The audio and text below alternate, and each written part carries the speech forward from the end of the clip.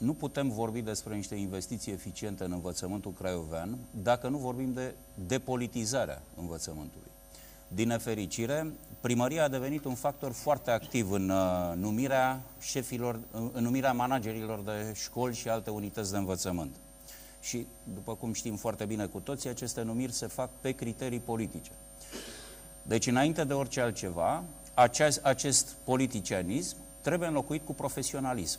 Școlile din Craiova nu au avize, ISU și SANEPID. SANEPID mai au, dar nu au avize ISU. Trebuie început cu aplicarea legii. Dacă există lege care pretinde acest lucru, trebuie să aplicăm legea. Indiferent ce costuri presupune toată această chestiune. Vă mai spun, bugetul unei astfel de acțiuni nu e mic, dar va veni și din surse locale și mai ales din evaluarea corectă a lucrărilor, pentru că eu nu voi admite ca aceste lucrări să se facă la prețuri aiuritoare dintre ăștia, care prețuri aiuritoare după aceea conduc la susținerea mafioților care gravitează în jurul partidelor politice. Vom mai pretinde bani și de la guvern, pentru că atâta timp cât ministrul a recunoscut această situație, trebuie să vină cu bani și trebuie să bugeteze. Evaluarea energetică, iarăși, este o chestiune foarte importantă. Și nu doar evaluarea energetică, ci și decuplarea unităților de învățământ de la rețeaua publică de termoficare. Rețeaua publică de termoficare funcționează după programul ei, mai precis după programul cerut, pretins de populație, și așa este și normal.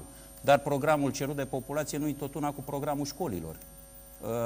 Multe școli, din aceste motive, plătesc absolut inutil căldura și apa caldă. Se încălzesc noaptea școlile. Nu e nevoie de așa ceva.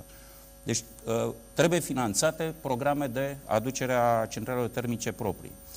Trebuie să existe săli de clasă dedicate tehnologiei.